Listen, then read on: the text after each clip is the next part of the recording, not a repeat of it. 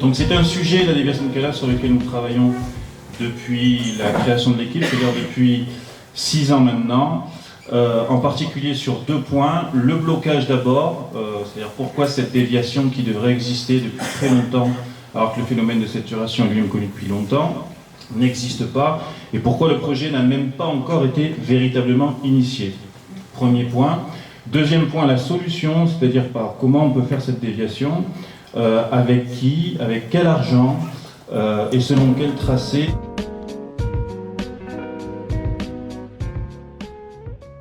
L'idée qu'on a développée, c'est donc de créer une liaison avec l'A51, la création d'une route. Et cette route, vous la voyez ici, en rouge.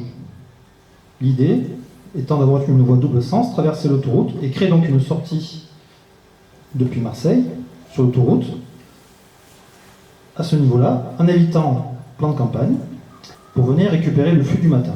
Le flux du matin qui aujourd'hui, comme vous le savez, les voitures vont à la sortie de Bourg-Belair et reviennent dans le centre de Cabellès et de Calas.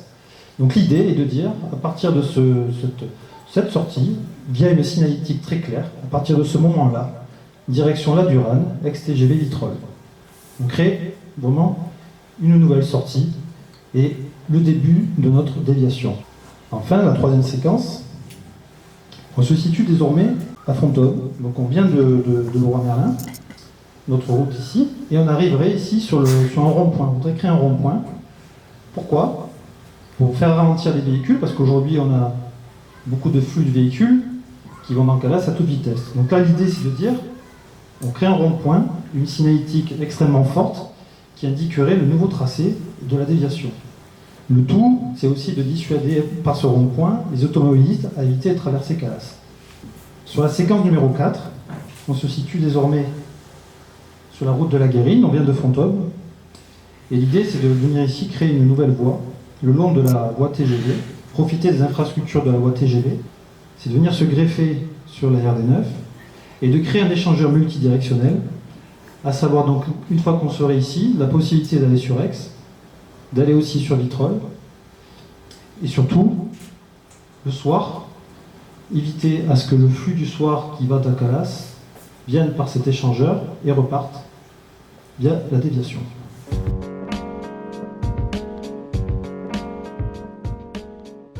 Donc là, on vient de voir ensemble notre proposition de tracé.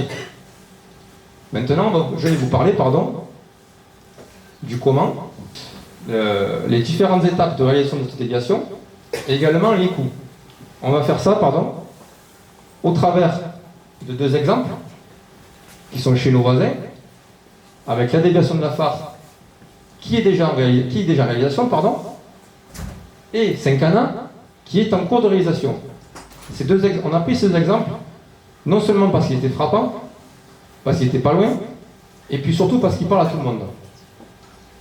Donc comment ça se passe ? On commence toujours par une déclaration d'utilité publique.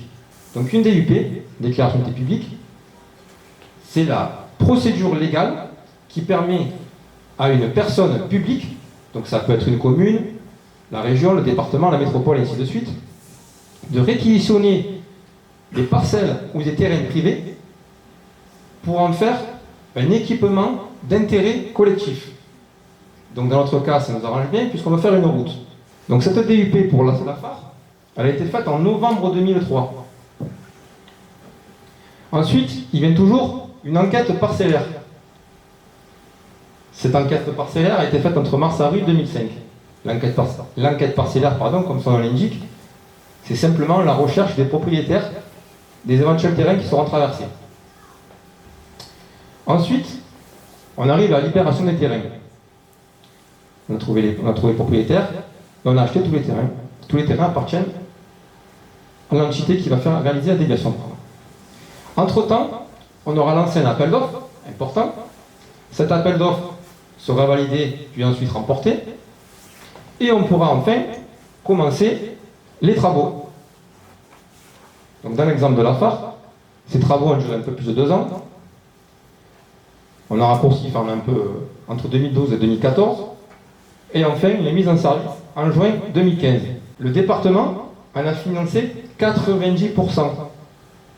90%. La commune, elle, de la Fare, en a financé 10%. Pareil, pas la peine de faire de grandes études pour faire le calcul, 10% de 26 millions, ça fait 2,6 millions.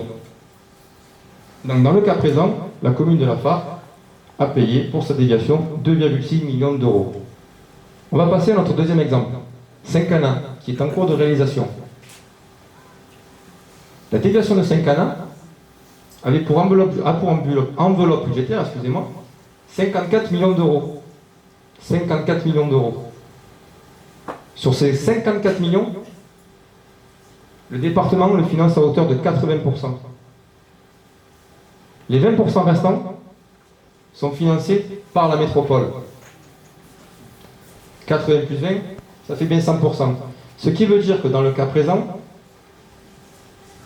la commune de Saint-Canin n'a pas eu à participer au financement de sa déviation. Notre objectif sera vraiment de réaliser cette déviation.